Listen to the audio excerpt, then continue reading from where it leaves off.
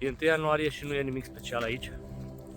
Nu sunt artificii, nu este zgomot, doar Mureșul care curge în ritmul lui, cum a curs și ieri, cum a curs și acum 100, 200, 1000 de zile, cum va curge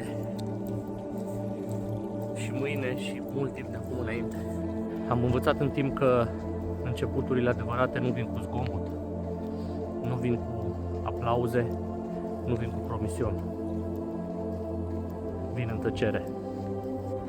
Anii trec și ne dăm tot mai mult seama că oameni nepregătiți ajung în locuri unde nu ar trebui și, din păcate, oameni pregătiți nu ajung în locuri unde ar putea să facă și mai mult bine. Nu e o judecată, e doar o realitate. Dar adevărul, dragilor, se vede în timp. Se vede în momentele în care nu ai nimic de câștigat, dar continui să rămâi drept, să stai drept în continuare.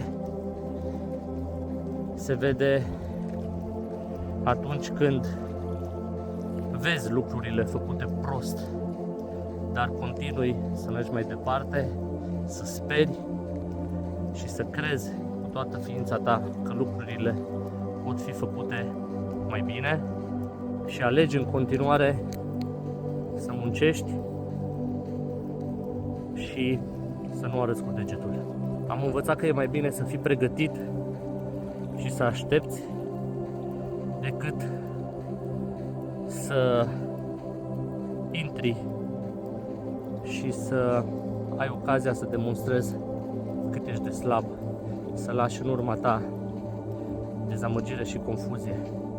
Sau mai simplu spus, mai bine să fii pregătit și să nu ai ocazia să demonstrezi că ești pregătit decât să nu fii pregătit și să intri exact pe poziția care vorbeam acum câteva secunde și să demonstrezi că ești zero. Este foarte clar că nu toți sunt meniți să conducă, dar ar trebui să fie la fel de clar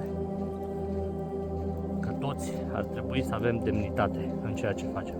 Anul acesta nu-mi doresc promisiuni, îmi doresc oameni care cresc, oameni care învață și oameni care înțeleg că doar prin seriozitate poate fi construit viitorul.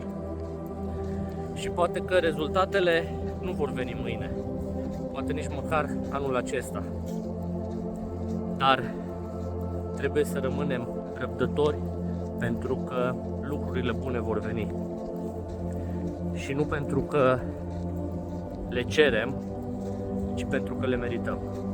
Iar dacă nu suntem încă acolo, înseamnă că încă mai avem de crescut. Și asta este în regulă. La mulți ani, 2026, bine ai venit!